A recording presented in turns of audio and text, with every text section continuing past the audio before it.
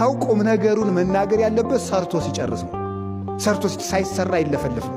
በነገራችሁ ላይ ሰይጣን የሰዎችን እቅድ የሚያበላሸው በምን እንደሆነ ታውቃላችሁ? በወሬ ነው። ሰይጣን የሰውን የልቡን የማወቅ ስልጣን አልተሰጠውም። በዚህ እርግጠኛው ነው። ሰይጣን በመጽሐፍ እንደተቀመጠው የሰውን ልብ የማወቅ ስልጣን አልተፈቀደለትም። እንግዲህ የሰዎችን እቅድ የሚያበላሸው በምንድን ነው ካላችሁ? በወሬ ነው። አሁን ነገ ለምሳሌ አስቀድሳለሁ ካላችሁ ነው ይልና ካወራችሁ ምን ያደርጋል መስላችሁ? ሌሊት የሚያደርገውን ራሱ ያውቃል። እኔ በተክሊል ለማገባ ካል አንድ ሰው ነው እንዴ ብሎ እንዴት ያደርጋል?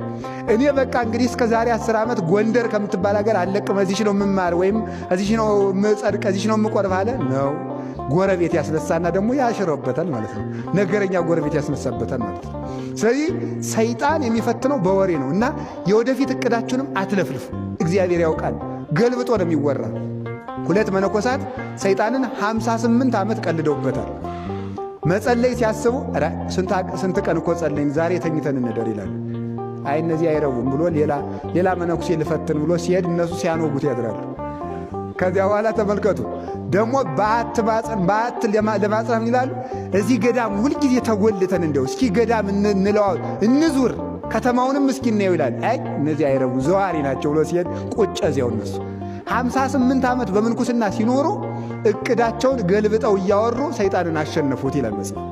አሁን እኛ ስራ ከስራችን ወሬያችን ይቀድምና እቅዳችን ብልሽት ያለ ሰይጣን ቀድሞ ያደራጃል። አሁን ራሱ በጣም ነው የሚያስደንቀኝ። አንድ ስራ ሳንሰራ ተደራጅተን ወጣቱ በወጣት ሽማግሌው በሽማግሌ ኢትዮጵያን ማዳን አለብን። አንድ ስራ እንኳን ሰራ በወሬ ነው የምንደራጅ ማለት ነው።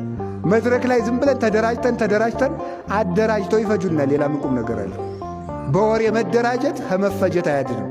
በስራ ነው መደራጀት። ሰርቶ ነው መገለጥ። ሰርቶ ብቅ ነው የሚባል። የኢየሱስ ክርስቶስ ልጆች ሰርተው ይገኛሉ፣ ሰርተው ይበላሉ።